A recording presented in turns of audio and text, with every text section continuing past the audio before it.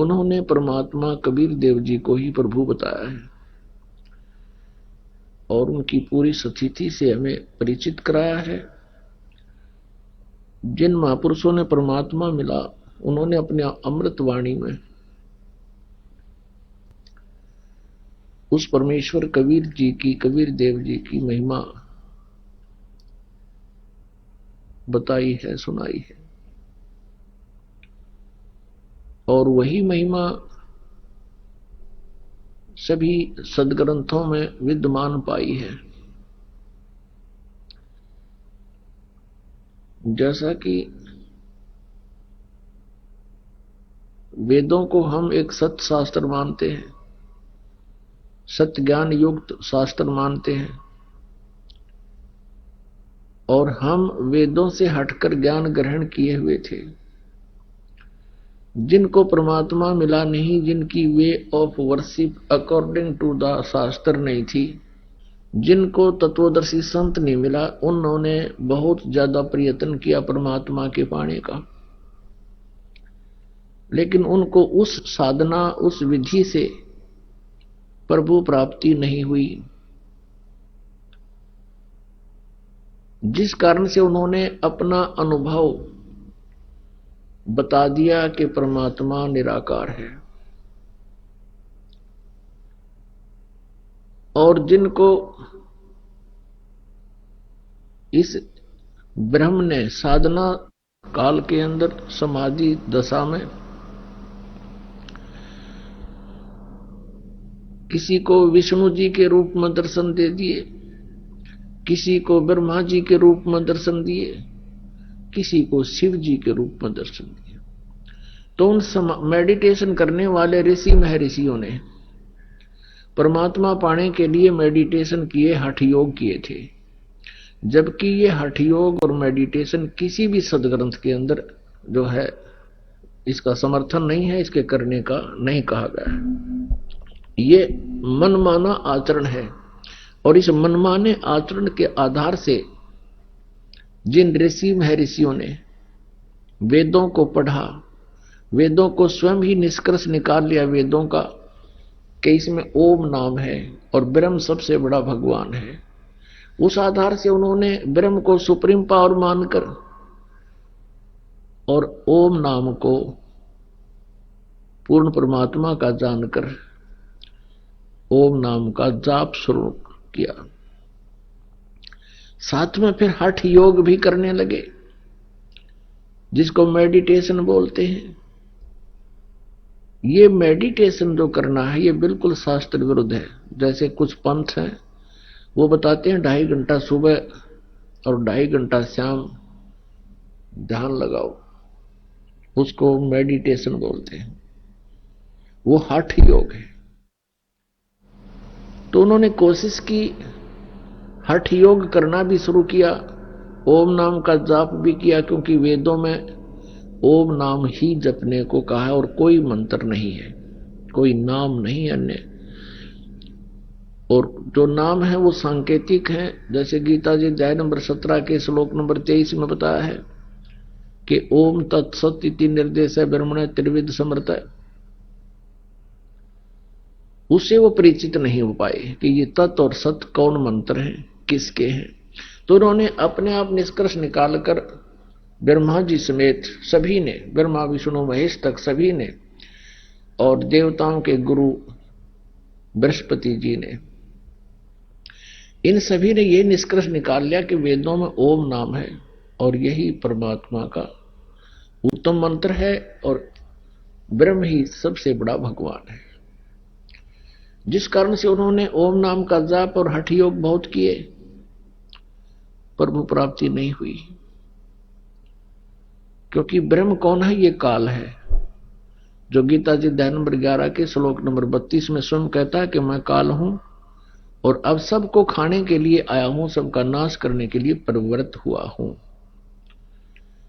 अब श्री कृष्ण जी तो पहले ही अर्जुन के साथ विद्यमान थे, वो ये नहीं कहते कि मैं अब प्रवृत्त हुआ हूं। इसे सिद्ध है कि उनके श्री कृष्ण जी के अंदर कोई और पावर बोल रही थी, वो काल भगवान है जो ऐसे ही क्रियाएं करता है। तो गीता जी अध्याय नंबर 11 के श्लोक 47 और 48 में स्पष्ट किया है कि अर्जुन, मेरा ये वास्तविक रूप, ये विराट रूप है जो दिखा रखा था, और जिसको देखकर अर्जुन का कलेजा हिल रहा था, डर रहा था, भयभीत हो रहा था, कांप रहा था। अर्जुन जैसा योद्धा। पुण्यात्माओं, भगवान से डर नहीं लगता, भगवान से कभी डर नहीं लगता। रहा है तो वो कौन हो सकता है? वो काल ही था।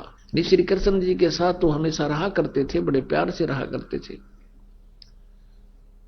तो उसमें 11वें अध्याय के 47-48 में कहा कि अर्जुन, ये है मेरा वास्तविक रूप, मैं काल हूं, और मेरे इस रूप के दर्शन यानी मेरी प्राप्ति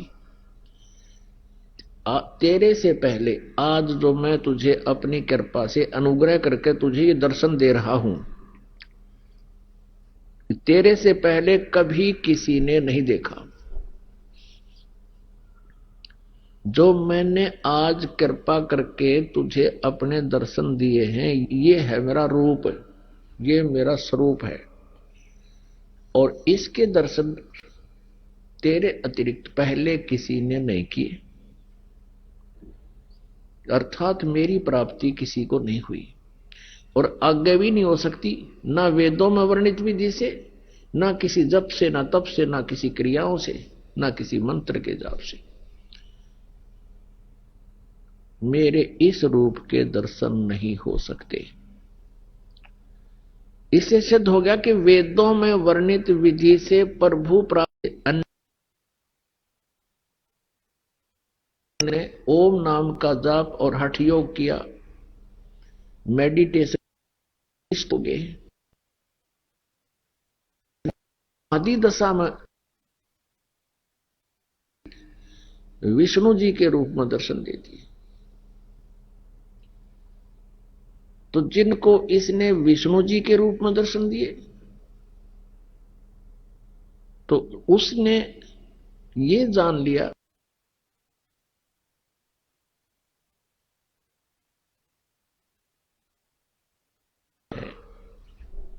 ये काल का पुत्र जो विष्णु जी है, पीट दिया कि ये भगवान है, ये बैठे विष्णु जी, ये अपने आप को छुपा रहे हैं। मैंने समाधि दशा में इनके दर्शन किए हैं और ये सुप्रीम पावर है। विष्णु जी भी सुन रहे हैं, विष्णु जी को कोई पता ही नहीं ये क्या बोल रहा है। एक ने कहा, फिर दूसरे ने को भी उसने ऐसे दर्शन दे दिए विष्णु जी के रूप में, उसने भी यही समर्थन दिया। तीसरे ने, चौथे ने, पांचवें ने, छठे ने, दसों ने, हजारों ने श्री विष्णु जी को समर्थन दिया कि ये खुद भगवान हैं, और समाधि दशा में हमने परमात्मा के दर्शन के लिए यातनाएं की थी, स्तुति साधना की थी, तो यही रूप दिखाई दिया, तो ये खुद मालिक है। इससे भगवान विष्णु जी को भ्रम हो गया कि मैं सचमुच पूर्ण परमात्मा हूं। और फिर किसी साधक को इसी काल भगवान ने श्री शिवजी के रूप में दर्शन दे दिए, अन्य साधक को अपने पुत्र तमगुण शिवजी के रूप में। तो उस ऋषि साधक ने सबको कह डाला कि ये पूर्ण परमात्मा है, शंकर भगवान जो शिव है, ये छुपा रहे हैं अपने आप को, ये सर्वेश्वर है, मृत्युंजय, कालज्जय। इसी प्रकार एक ने, दो ने, दसों को, 20 को, 500 को उस काल भगवान ने इस दृष्टिकोण से वर्णित कर दिया। तो उन्होंने भगवान शंकर को, शिवजी को सर्वेश्वर बता दिया, और किसी को ब्रह्मा जी के रूप में उसने दर्शन दे दिए। उसने ब्रह्मा जी को बता दिया कि ये स्वयं परमात्मा है। फिर आखिर में उन्होंने निष्कर्ष कर दिया आपस में, कोई कहता विष्णु जी ही 3 रूप बनाते हैं, सतीथि, उत्पत्ति और संहार ये खुद ही करते हैं, 3 रूप बना लेते। इस तरह का जो भ्रमित ज्ञान है ये इनका स्वयं कलेक्टेड है, स्वयं संग्रह किया हुआ है, ये वास्तविक ज्ञान नहीं है। और इसी भ्रम के कारण एक दिन ब्रह्मा जी विष्णु जी के लोक में चले गए, विष्णु जी शेष सैया पर लेटे हुए थे, लक्ष्मी जी उनकी सेवा कर रही थी, और भी बहुत से वहां के अनुचर खड़े थे विष्णु जी के। भगवान ब्रह्मा जी वहां पहुंच गए, ये रजगुण ब्रह्मा। अब ब्रह्मा जी ने कहा कि ए विष्णु, ए बेटा विष्णु, देख मैं तेरा बाप आया हूं, तेरा उत्पत्ति करता आया हूं। अब ब्रह्मा जी को उन ऋषियों ने प्रजापिता बता दिया कि सबकी उत्पत्ति करता है ये। उधर से विष्णु जी को बताया कि आपकी नाभि कमल से ही ब्रह्मा की उत्पत्ति हुई है। तो विष्णु जी कहने लगे कि मैं सर्वेश्वर हूं, मैं सबका मालिक हूं, तेरी उत्पत्ति, तुम मेरा पुत्र है। अब ब्रह्मा जी कहता विष्णु जी को कि मैं तेरा बाप हूं, सारे ब्रह्मांडों का उत्पत्ति करता मैं ही हूं, सब जीवों की उत्पत्ति करता मैं ही हूं। विष्णु जी कहते हैं मैं तेरा बाप हूं, मैं तेरा जनक हूं। और इस बात पर उनकी आपस में कवासुनी शुरू हुई, फिर झगड़ा हो गया, युद्ध हो गया। तो ये काल भगवान क्या करता है, इन दोनों के युद्ध को समाप्त करने के लिए इनके बीच में एक स्तंभ खड़ा कर देता है। स्तंभ, एक लिंग खड़ा कर देता है, बहुत तेजों में, बहुत लंबा खंबा। अब इन्होंने एकदम उनके बीच में एक आश्चर्यजनक घटना घटी, तो दोनों झगड़ा बंद कर गए, युद्ध बंद कर दिया, और उसकी खोज करने लगे ये क्या है, ऊपर तो कितना लंबा है, नीचे कितना बड़ा हुआ है। ऐसे वो चलते रहे, उनको और छोर नहीं मिला। ब्रह्मा ने झूठ बोल दी, ब्रह्मा जी ने, कि मैंने इसका एंड देख लिया। इस बात से क्षुब्ध होकर के ये काल भगवान अपने पुत्र शिव का रूप धारण करके उनके पास प्रकट हो गया और ब्रह्मा को कहा कि तूने झूठ बोला है। उसकी गर्दन काट दी, 5 मुख थे, 4 रह गए। फिर उन दोनों को कहा कि तुम अपने आप को भगवान मान बैठे, तुम भगवान नहीं हो, तुम ईश नहीं।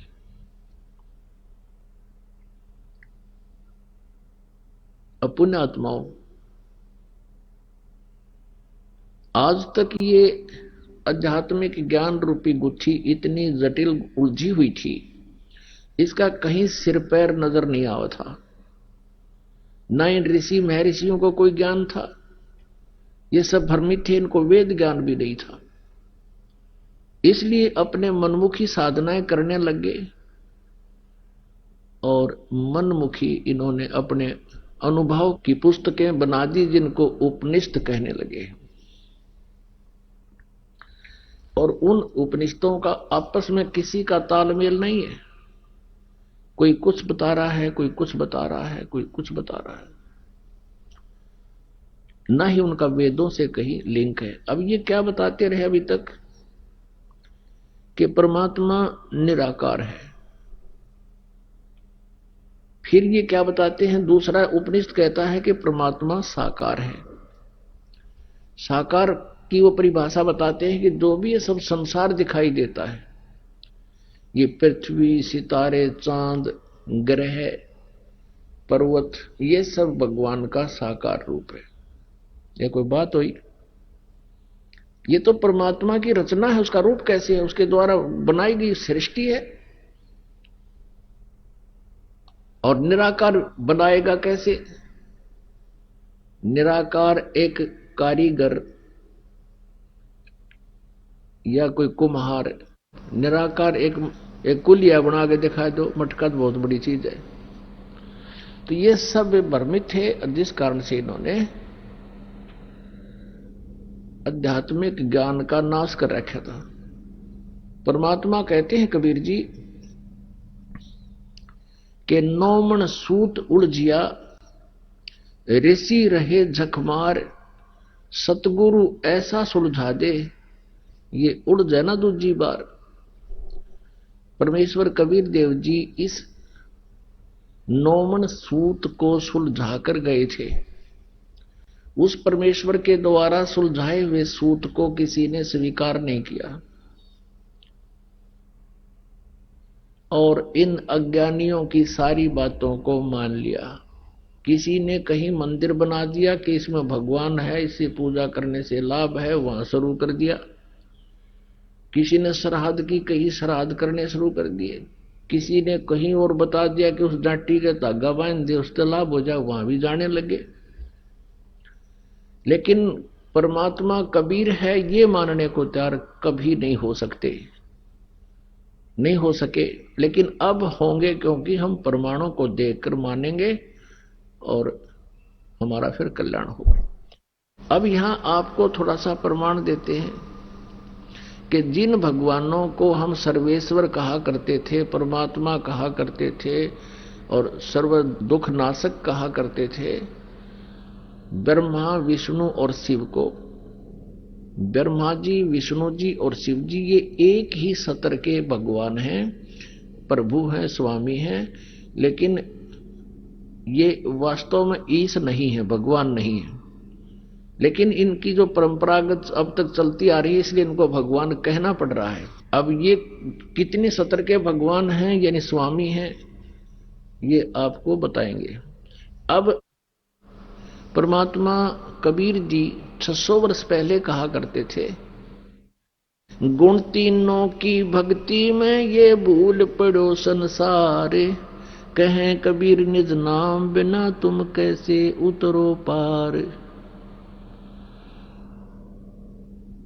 तीन देव की जो करते भक्ति, उनकी कभू ना होए मुक्ति। इन तीनों देवताओं की, रजगुण ब्रह्मा जी, सतगुण विष्णु जी, तमगुण शिव जी की जो भक्ति करते हैं, उनका कभी मोक्ष नहीं हो सकता, क्योंकि ये अब दिखाते हैं आपको कि ये परमात्मा नहीं है और हम इनको सुप्रीम पावर मान रहे थे। आपको दिखाते हैं शिव पुराण। पुण्यात्मा, अभी तक परमात्मा की महिमा आप जहां भी जाते हो सुनते रहे हो। परमात्मा ये करता है, परमात्मा ये करता है, भगवान की भक्ति करनी चाहिए, इससे ये लाभ होता है। लेकिन हम जिस भी संत या पंथ या सत्संग में जाते थे, प्रत्येक महापुरुष की बातें हमें अच्छी लगती थी। जो भी कहता था हमें लगता था कि सही बोल रहा है। दूसरे के पास जाते थे, वो भी लगता था कि ये बहुत अच्छा, बहुत बढ़िया बातें बता रहा है, बड़ा ज्ञानी पुरुष है। तीसरे के पास जाते थे, वो भी अच्छा लगता था, क्योंकि हमें स्वयं ज्ञान नहीं था, जिस कारण से इन्होंने हमें आज तक मूर्ख बनाए रखा। अब हमें ज्ञान हो गया, अब हम तुरंत दो भी बातें कोई बोलेगा, संत बनकर जो बोल रहा है, चर्चा करता है, सत्संग करता है, हम तुरंत बता देंगे ये कितना विद्वान है, तो हम उसको छोड़कर चल पड़ेंगे। इसके लिए सदग्रंथों का प्रमाण आपके समक्ष बार बार दिए जाते हैं कि आप जी इतने बुद्धिमान हो, आज कंप्यूटर बना लिए, सैटेलाइट बना ली, पता नहीं हेलीकॉप्टर बना लिए, जहाज बना लिए,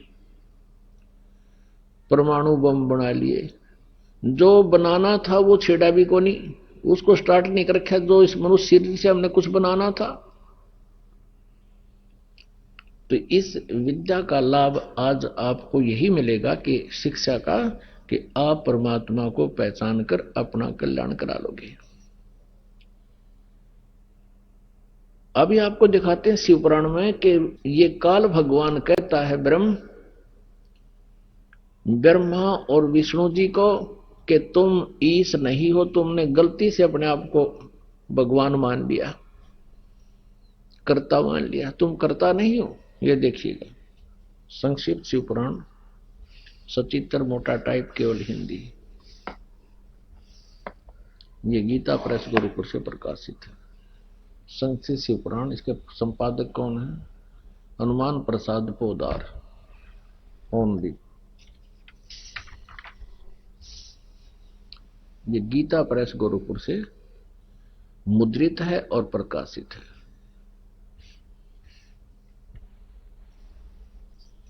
ये देखिएगा, इसके 24 पृष्ठ आपको दिखाते हैं। ये है विद्वेश्वर संहिता संक्षिप्त शिवपुराण पृष्ठ 24 पर। ये ब्रह्मा और विष्णु जी का आपस में युद्ध हो गया। इस युद्ध करते समय इनके बीच में ये तेजों में लिंग यानी पिल्लर खड़ा कर दिया काल भगवान ने, ब्रह्म ने, और फिर ये शिव रूप में आकर के कहने लगा। अब यहां देखिएगा, ब्रह्मा और विष्णु ने पूछा, प्रभु सृष्टि आदि 5 कर्तों के लक्षण क्या हैं, यह हम दोनों को बताइए। भगवान शिव बोले, ये काल बोला ब्रह्म, मेरे कर्तों को समझना अत्यंत गहन है, तथापि मैं कृपा पूर्वक तुम्हें उनके विषय बता रहा हूं। ब्रह्मा और अच्युत, सृष्टि, पालन और संहार, तिरोभाव और अनुग्रह, ये 5 ही मेरे जगत संबंधी कार्य हैं जो नित्य सिद्ध है, नित्य सिद्ध है। आगे देखो, ये 25 पे हमने पढ़ा, अब 26 पे ज्ञान देखो। ये कहता पुत्रों, ये काल कहता है शिव रूप में प्रकट, पुत्रों तुम दोनों ने तपस्या करके प्रसन्न हुए मुझ परमेश्वर से सृष्टि और सतीथि नामक 2 कृत प्राप्त किए। ये दोनों तुम्हें बहुत प्रिय है।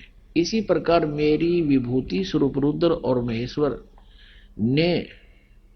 मैंने 2 अन्य उत्तम कृत संहार और तिरोभाव मुझसे प्राप्त किए। ये 4 हो गए। 2 तो ये ब्रह्मा और विष्णु जिनको सृष्टि और सतीथि नामक 2 कृत्य प्राप्त हुए, और 2 ये रुद्र और महेश्वर, और बोलने वाला ये चौथा है। ये काल है जो इनको रुद्र और ब्रह्मा और विष्णु रुद्र के बारे में सारी बता रहा है, महेश के बारे में, और ये अपने पुत्र महेश के रूप में खड़ा हो गया। इसने प्रतिज्ञा की है कि मैं अपने वास्तविक रूप में किसी के सामने नहीं आऊंगा। इस प्रकार ये यहां अपना अन्य रूप बना कर रहा, परंतु अनुग्रह नामक कृत दूसरा कोई नहीं पा सकता। रुद्र और महेश्वर अपने कर्मों को भूले नहीं, इसलिए मैंने उनके लिए अपनी समानता प्रदान की है। अपने जैसे बना दिया मैंने रुद्र और महेश। ये काल कहता है, वे रूप, वेश, कृत्य, वाहन और आसन और आयुध आदि में मेरे समान ही। ये काल बोल रहा है।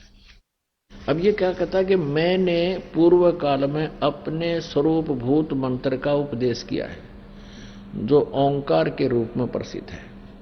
वह महामंगलकारी मंत्र है। सबसे पहले मेरे मुख से ओंकार ओम प्रकट हुआ, जो मेरे स्वरूप का बोध कराने वाला है। ओंकार वाचक है, मैं वाच्य हूं। यह मंत्र मेरा स्वरूप ही है। प्रतिदिन ओंकार का निरंतर स्मरण करने से मेरा ही सदा स्मरण होता है। ये काल बोल रहा है। ब्रह्म, मेरे उत्तरवर्ती मुख से अकार का, पश्चिम मुख से उकार का, दक्षिण मुख से मकार का, पूर्ववर्ती मुख से बिंदु का, मध्यवर्ती मुख से नाद का प्राकाट्य हुआ है। इस प्रकार 5 अवयवों से युक्त ओंकार का विस्तार हुआ। इन सभी अवयवों से एकीभूत होकर यह प्रणव ओम नामक एक अक्षर हो गया। गीता जी अध्याय नंबर 8 के श्लोक नंबर 13 में कहा कि ओम इति एक अक्षरम ब्रह्म व्यवहारण माम अनुसमरण ये प्रयाति तदंदेहम स याति परमाम गतिम। तो यहां भी वही प्रमाण है कि वो कहता है कि मेरा एक ओम अक्षर है, नथिंग एल्स। यहां देखना, इन्होंने ये है मनमुखी साधना अनुवादकर्ता ने अपनी तरफ से लिख दिया ओम नमः शिवाय। ये शब्द इन्हें भिन्न लिखाई में किए हैं कि ये इसकी अपनी अनुभव की सोच है। ये गलत है। ओम नमः शिवाय कोई मंत्र नहीं इस मूल संस्कृत में।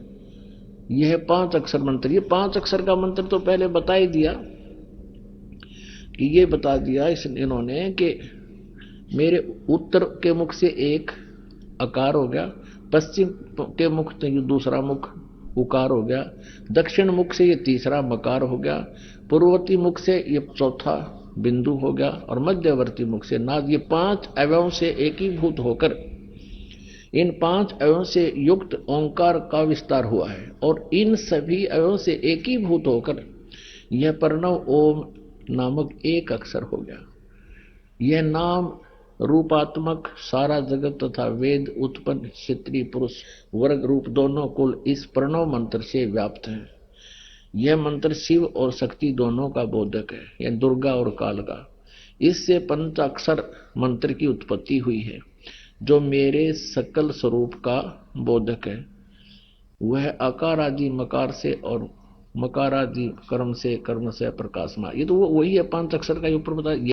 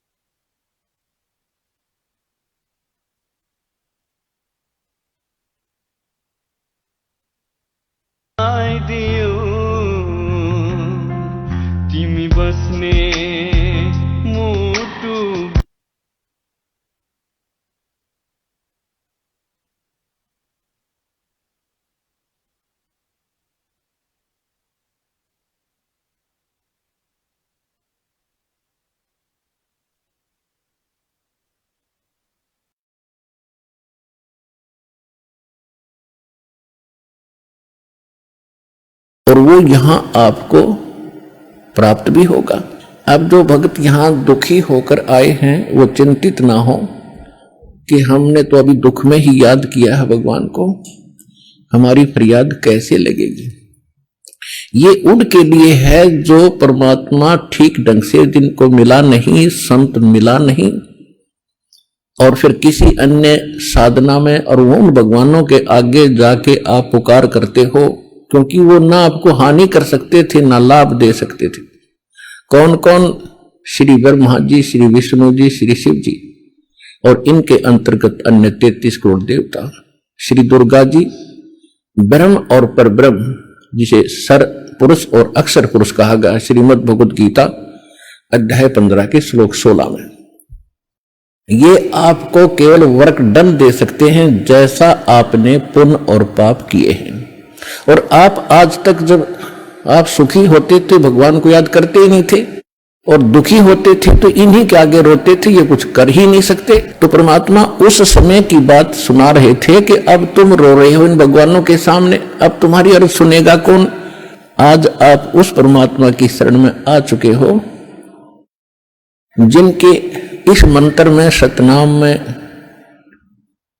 सतनाम का अर्थ होता सच्चा नाम, राइट वर्शिप, राइट मंत्र, यानी ठीक मंत्र, सच्चा मंत्र, उसको सतनाम कहते हैं। प्रथम मंत्र आपको दिया जाता है, ये ओरिजिनल मंत्र है, इसका अभी तक किसी को छींट भी नहीं लगी थी, किसी के भी टच नहीं कर सका था कोई भी इसको, तो ये करना अभी था इसको।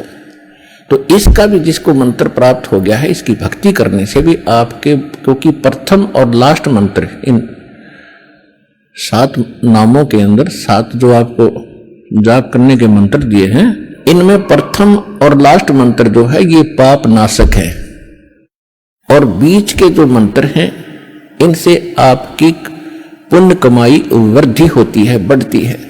और पुण्यात्माओं, आज इस विश्व में कोई गुरु नहीं है इस दास के अतिरिक्त। सतगुरु की तो बहुत दूर की बातें हैं, वो गुरु भी नहीं है।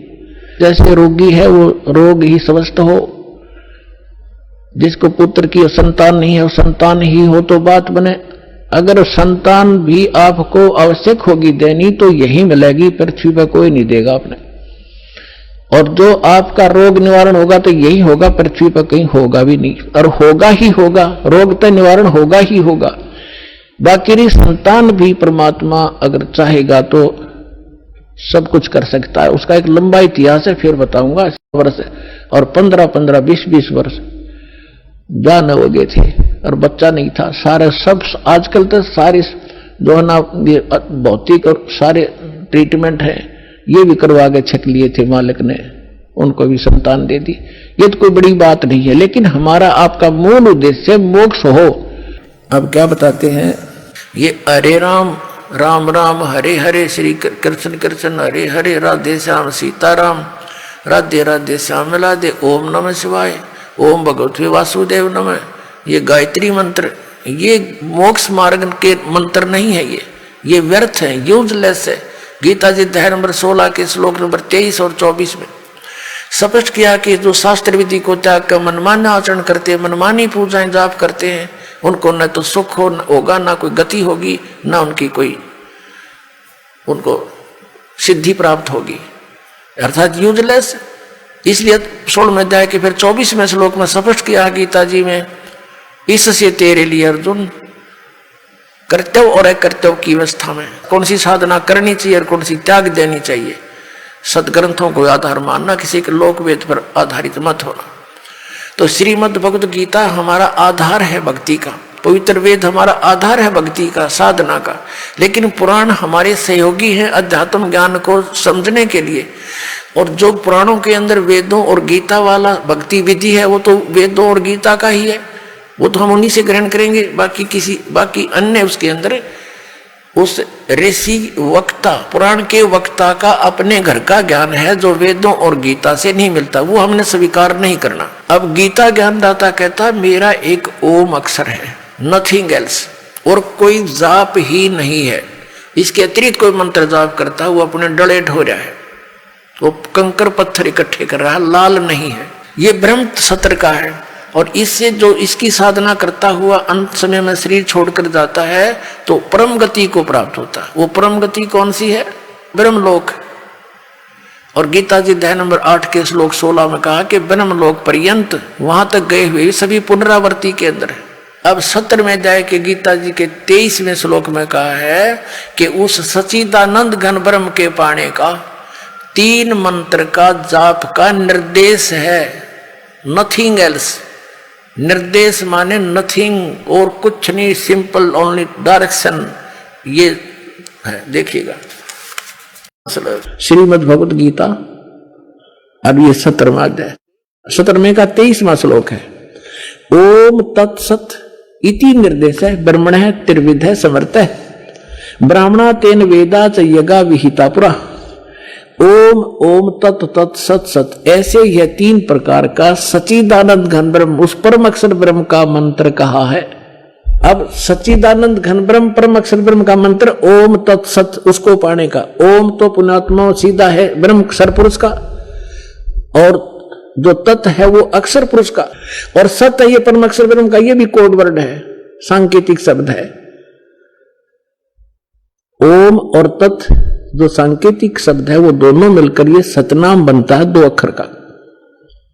और जिसका भी आज तक मोक्ष हुआ हो महापुरुषों ने इस सतनाम का जाप किया है। और जो सत्य है वो सारनाम की तरफ संकेत है, वो भी कोई अन्य मंत्र है। वो सांकेतिक कोड वर्ड दास के पास है, इस पृथ्वी विश्व में किसी के पास नहीं। महाराज जी, हमने सुना है कि आप जी श्री ब्रह्मा जी, श्री विष्णु जी, श्री शिव जी आदि देवताओं की पूजा छुड़वाते हैं, क्या यह उचित है? ब्रह्मा विष्णु महेश को हम छुड़वा सकते हैं? हम कोई बालक है? परमात्मा कबीर जी आदरणीय गरीबदास साहिब जी को सतलोक लेकर गए थे, वह सब सतिथि से परिचित कराकर, ब्रह्मा विष्णु महेश की सतिथि से परिचित कराकर वापस छोड़ दिया। उसके बाद उन्होंने कहा था, तीनों देवा कमल दल बसे, ये ब्रह्मा विष्णु महेश, प्रथम इनकी वंदना फिर सुन सतगुरु उपदेश। उन्होंने कहा था कि ब्रह्मा विष्णु ये तीनों देवा कमल दल में बसते, हमारे कमलों में, इन दलों में अंदर रहते हैं। और प्रथम इनकी वंदना, ये मंत्र जो करते हैं हम इनकी साधना करते हैं। और फिर सुन सतगुरु उपदेश, सतगुरु के ज्ञान को सुनो और उसका पूरा कंप्लीट कोर्स लो, तब ये बात बनेगी। अब ब्रह्मा विष्णु महेश हमारे कोई दुश्मन नहीं है। कई कहते हैं कि आपके गुरु जी तो ब्रह्मा विष्णु महेश को छुड़वाते हैं। ब्रह्मा विष्णु महेश को हम छुड़वा सकते हैं? अब जैसे ऊर्ध्व मूलम अधः शाखम, ऊपर को जड़ वाला, नीचे को तीनों गुण रूपी शाखा वाला, उल्टा लटका हुआ संसार रूपी वृक्ष है। अब इसमें क्या है? ऊपर को जड़ता पूर्ण परमात्मा, नीचे को तीनों गुण रूपी संसार रूपी वृक्ष की शाखा है। तो क्या कोई शाखा को काट देगा बुद्धिमान व्यक्ति? पेड़ की शाखा को कोई काटने की कहेगा कि इसको तो फेंक दो काट के, फिर लटका के करेंगे बाकी का हम? तो कहने का भाव ये है कि जैसे परमात्मा कहा करते कि जैसे हमने भक्ति रूपी पौधा बीजना है और हम नर्सरी से कोई पौधा लाए, कैसे बीजेंगे? उसको गड्ढा खोदेंगे और उस गड्ढे में उसको जड़ों की तरफ से दबाकर मिट्टी में, फिर उस जड़ों की मूल की सिंचाई करेंगे। तो मूल की यानी जड़ की पूजा करेंगे हम, तो वो पौधा पेड़ बनेगा, उसकी टहनियां बड़ी बड़ी हो जाएंगी, तीनों गुण रूपी शाखा। तो उन शाखाओं का फल लगेगा और फल के लिए हम सारा प्रोसेस अपना कर रहे हैं, फल प्राप्ति के लिए हम कर रहे हैं। तो वो हमने तोड़ने नहीं होते, हमने ऐसे करना है, अपनी way of worship according to the spiritual करना है, शास्त्रों के अनुसार करना। देखना ये समझ लो, हम एक पौधा लाए तो ये है बुद्धिमता। जड़ों को गमले में यानी मिट्टी में डाला, दबा दिया और पूजा शुरू कर दी, सिंचाई। ये जड़ कबीर परमात्मा है इस संसार रूपी वृक्ष की। अब ये हमने जड़ों को पूजना है, इन ब्रह्मा विष्णु महेश की पूजा नहीं कर, हम क्या कर रहे हैं, ऐसे कर रहे हैं। ये बता बालका वाला काम कर रखा हमने, हंसी नहीं आवे। हम ऐसी पूजा कर रहे हैं, उल्टा काम कर लिया हमने। ब्रह्मा विष्णु महेश को हम इष्ट रूप में पूज रहे हैं, गमले में ला दिए ब्रह्मा विष्णु महेश और ये पूजा कर रहे हैं। तो कोई क्या कहेगा, समझदार व्यक्ति ने घर सीधा कर ले इसने, और वो लड़े, हट जा दूर, खबरदार तूने क्या कर दिया। अब देखो जड़ छोड़ दी हमने, अब जड़ ऊपर रहेगी तो भक्ति रूपी पौधा सूख गया, ये यूजलेस है। ये शास्त्र विधि को त्याग कर शास्त्र विरुद्ध साधना है, ये उल्टा बीजा हुआ भक्ति रूपी पौधा। और हमने ऐसे करने को कहा, तो इसमें इसकी पूजा करेंगे भगवान कबीर साहब की, फिर हमारे शास्त्र अनुकूल कर्म बनेंगे। शास्त्र अनुकूल संस्कार होने से ये फल ब्रह्मा विष्णु महेश ने देना हमारे को, क्योंकि यहाँ के ये प्रधान है, इविन का फल लगेंगे। अब इसका प्रमाण देते हैं। अपने आत्मा परमात्मा ये कहा करते, तुम साधना ठीक करो और फिर आपको लाभ होगा पूरा। अब तुम साधना कर रहे हो उनकी जो आपको कुछ दे ही नहीं सकते। अब जैसे आप किसी फैक्ट्री मालिक की नौकरी कर रहे हो, तो नौकरी उसकी कर रहे हो, आपकी हाजिरी लगकर तनख्वाह बनकर कैशियर के पास आती है, अकाउंटेंट के पास आती है। अब तनख्वाह तो देंगे अकाउंटेंट और वो कैशियर, लेकिन वो देंगे आपका वर्क डन, और वो भी उस मालिक की मजदूरी करोगे। तो यदि उस आप लागे अकाउंटेंट और कैशियर की जूते साफ करन, उसकी प्लेट धोना, वह नौकरी दी छोड़ आपने, वो खाक देंगे आपको, जो कहें बाजत चाह बिना प्याओ टाइम पे। तो इसी प्रकार हमने पूजा तो करनी है, मजदूरी तो करनी, इष्ट रूप में तो पूजना परमपिता को, कबीर साहब को, और फिर उससे बनेंगे हमारे शास्त्र अनुकूल जितने भी शुभ संस्कार फिर देंगे। यही यहाँ पर जब तक आप यहाँ रहोगे तो यहाँ के ये प्रधान है, इन्होंने हमारा वर्क डन देना है। जैसा कर्म करेगा फल देगा भगवान, इनका ये आखिरी विधान था। तो ये भगवान तो वर्क डन ही दे सकते, इसमें ऐड नहीं कर सकते। और फैक्ट्री मालिक बनवाने के रखे दे तोहफे में, यानी परमात्मा हमारे मालिक हैं, मालिक तो कुछ भी दे सकता है। अब और थोड़ा सिखा दिखाते हैं, क्योंकि कंसेप्ट इससे जुड़ा हुआ है। इसी गीता जी अध्याय नंबर 3 के, ये श्रीमद् भगवद गीता अध्याय नंबर 3 के आपको दिखाते हैं, श्लोक 10 से लेकर 15। ये देखिएगा, श्रीमद् भगवद गीता अध्याय नंबर 3 के और श्लोक नंबर 10। प्रजापति ब्रह्मा ने कल्प के आदि में यज्ञ सहित प्रजाओं को रचकर कहा था, तुम लोग इस यज्ञ के द्वारा, यज्ञ माने धार्मिक अनुष्ठान, शास्त्र अनुकूल वृद्धि को प्राप्त हो। यह यज्ञ तुम लोगों को इच्छित भोग प्रदान करने वाली हो। 11वें में कहा है, यज्ञ के द्वारा देवताओं को उन्नत करो और वो देवता तुम लोगों को उन्नत करें। इस प्रकार निस्वार्थ भाव से एक दूसरे को उन्नत करते हुए तुम लोग कल्याण को प्राप्त हो जाओगे। 12वें में फिर कहा है, यज्ञ के द्वारा बढ़ाए गए देवता, बताओ देवता ने क्या हम पकड़ कर बढ़ावाएंगे, खींच कर बढ़ावाएंगे उन्हें। अब ये विधि बता रखी है कि शास्त्र अनुकूल साधना करने से, जड़ की पूजा करने से ये तीनों देवता रूपी शाखा बढ़ जाएंगी, बड़ी हो जाएंगी, फिर ये फल देंगे। देखिए, यज्ञ के द्वारा, शास्त्र अनुकूल साधना के द्वारा बढ़ाए हुए यानी बढ़े हुए देवता, ये तीनों शाखाएं तुम लोगों के बिना मांगे ही इच्छित भोग निश्चित देते रहेंगे।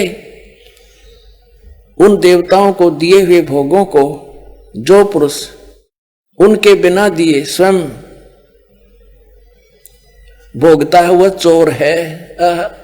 अब क्या सिद्ध हो गया कि जैसे हम मूल की पूजा करेंगे, मूल की यानी जड़ की पूजा करने से टहनी बड़ी हो जाएंगी, ये देवता बढ़ गए, बड़े होकर ये फलों से लथपथ हो जाएंगी, ये टहनी बिना मांगे देंगे अपने आप, क्योंकि हम मूल की पूजा कर रहे हैं तो अपने आप इनके बस की बात नहीं, देने पड़ेंगे फल हमारे को।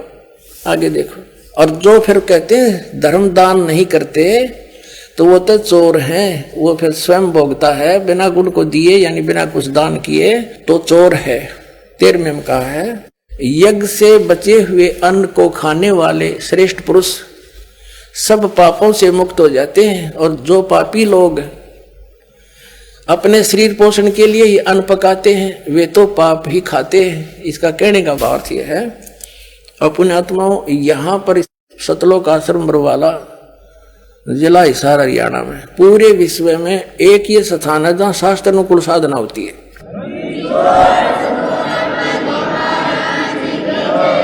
ये क्या बता रहे हैं, यज्ञ से बचे हुए अन्न को खाने वाले श्रेष्ठ पुरुष संत यानी अच्छी आत्मा तो सब पापों से मुक्त हो जाते हैं। हम सबसे पहले परमात्मा का भोग निकालते हैं, भोजन का भी, हलवे का प्रसाद बनकर आता वो भी, उसको भगवान के भोग लगाकर फिर शेष अन्न को वितरित किया जाता है। तो ये कहते हैं यज्ञ से बचे हुए अन्न को खाने वाले संत, साधु संत भक्त, यज्ञ से बचे हुए अन्न को खाने वाले संत है यानी साधु संत भक्त आत्माएं, अच्छी आत्माएं सब पापों से मुक्त हो जाते हैं। अब कहने का भाव ये है कि यहाँ पहले भगवान को भोग लगा के शेष बचे हुए अन्न को उसके बच्चों को वितरित किया जाता है, वो महापाप नाशक बन जाता है। तो यहाँ आओगे तो सारी साधना मिल लगेगी आपने, तो सब पापों से मुक्त आप होगे। ज्ञान सुनोगे, धर्म यज्ञ, ज्ञान यज्ञ, प्रणाम यज्ञ, सारी यज्ञ, सब साधना, पूरा ट्रीटमेंट दिया जाएगा। फिर कहते हैं जो दान धर्म नहीं करते हो तो चोर हैं भगवान के। जिन हर की चोरी करी और गए राम गुण भूल, ते बिदना बागुल किए वो फिर झूले उल्टी झूल।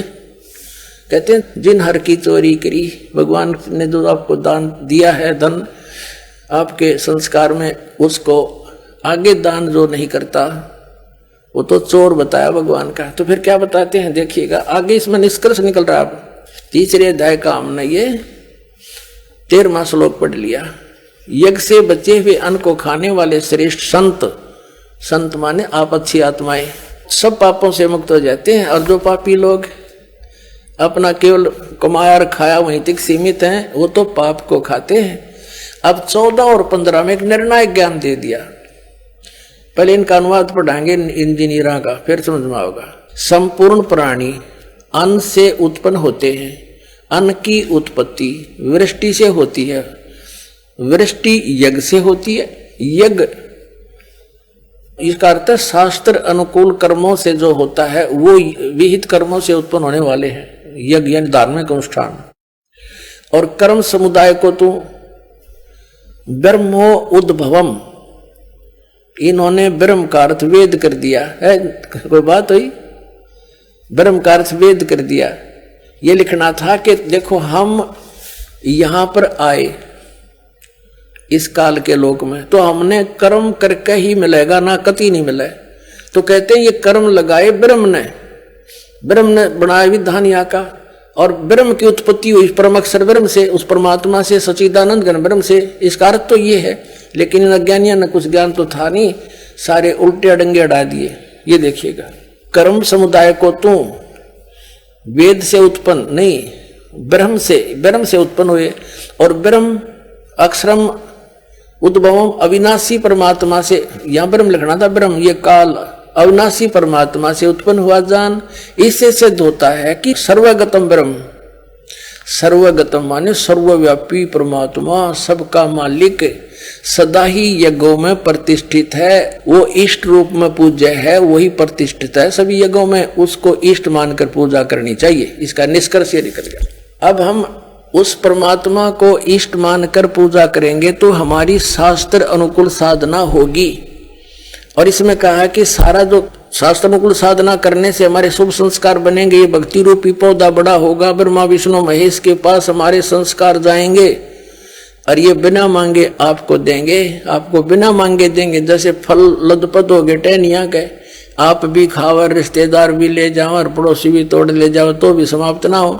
तो इतना इस प्रकार हमारा ये पूरा भक्ति क्रम पूरा होता है। तो हम आपको सबसे पहले परमात्मा ने कहा है कि तीनों देवा इन कमल दलों में बसे, ये ब्रह्मा विष्णु महेश, और प्रथम इनकी वंदना और फिर सतगुरु उपदेश। तो हम इनकी पूजा नहीं कर रहे, हम किसी का करा दे रहे हैं। जैसे हम टैक्स भर रहे हैं बिजली का, हम बिल भर रहे हैं इसका टेलीफोन का, वो पूजा थोड़ी कर रहे हैं। वो तो हम उनको दे रहे हैं तो हमारी सुविधाएं जारी रखेंगे, नहीं देंगे तो कनेक्शन काट देंगे। तो हम शास्त्र अनुकूल साधना कंप्लीट कोर्स ना करके अपनी अपनी डफली पीट रहे हैं, जिस कारण से हम परमात्मा से मिलने वाली साधना से वंचित होकर के हम नास्तिक होते जा रहे थे।